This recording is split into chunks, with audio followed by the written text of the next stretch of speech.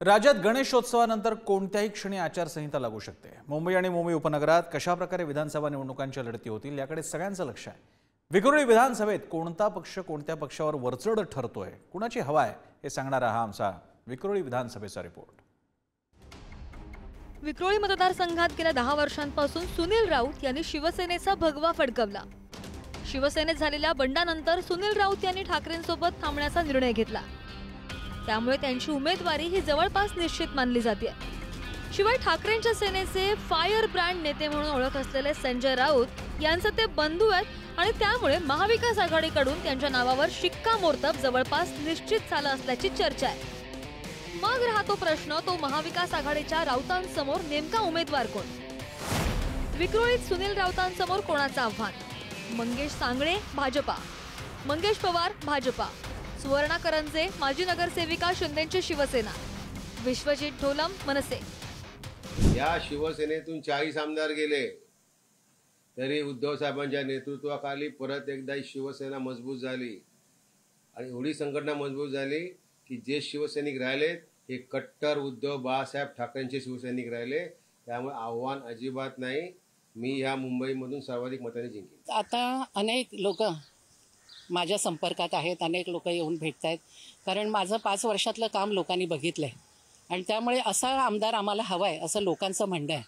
आणि त्यामुळे मला जर ही संधी मिळाली तर ह्या संधीचं सोनं नक्कीच मी करेन आणि न झालेल्या गोष्टी, न झालेल्या सुखसोयी या विक्रोळी विधानसभेमध्ये निश्चित करण्याचा प्रयत्न करेन आणि ह्या विधानसभेचा कायापालट करण्याचं कामसुद्धा या ठिकाणी करण्यात येईल। आमची अशी इच्छा आहे की यावेळेस भाजपच्या उमेदवाराला विक्रोळी नक्कीच संधी देतील अशी माझी भावना आहे आणि मी पक्षाकडे विनंती करेन की विक्रोळीमध्ये आपल्या पक्षाचा जो कोणी उमेदवार असतो आपल्या पक्षाचा उमेदवार या विधानसभेत द्यावा आणि त्याला टक्कर सुनील राऊत आमदार आहेत त्यांना आपण टक्कर देऊ, कारण मी इथला स्थानिक आहे, बरोबर आहे। माझ्या वॉर्डमध्ये ते राहतात आणि 2 टर्म आम्ही तिथे नगरसेवक म्हणून निवडले। या मतदारसंघाबाबत विक्रोळी विधानसभेचे अभ्यासक प्रवीण यादव यांनी बोलताना कोरोना काळातील कामाचा हवाला देत मतदारसंघामध्ये ठाकरेंच्या सेनेचं वर्चस्व असल्याचं म्हटलंय। सुनील राऊत यांचं पारडं मला जड वाटतंय। विक्रोळी या कन्नमार नगर एरिया अनुसूचित जातीच्या जवळजवळ 40 इमारती आहेत या ठिकाणी। तर या 40 इमारतींचा त्यामध्ये 32 इमारतींचा पुनर्विकास सामाजिक न्याय विभागामुळे रखडलेला आहे। तर जवळजवळ ही जी मतं जी या विभागांच्या ती सुद्धा मतं जी आहेत ना ही उद्धव ठाकरेजींच्या कोरोना कालखंडातल्या चांगल्या कामकाजाबद्दल आणि हे सरकार कुठलंही या पुनर्विकासासंदर्भात सकारात्मक पाऊल उचलत नाही आहे सरकार। त्यामुळे इथला उमेदवार जो कोणी असेल शिवसेनेत तर त्याला फटका बसणार आहे। 2019 साली विधानसभेची आणि यंदाच्या लोकसभेतील आकडेवारी पाहूयात।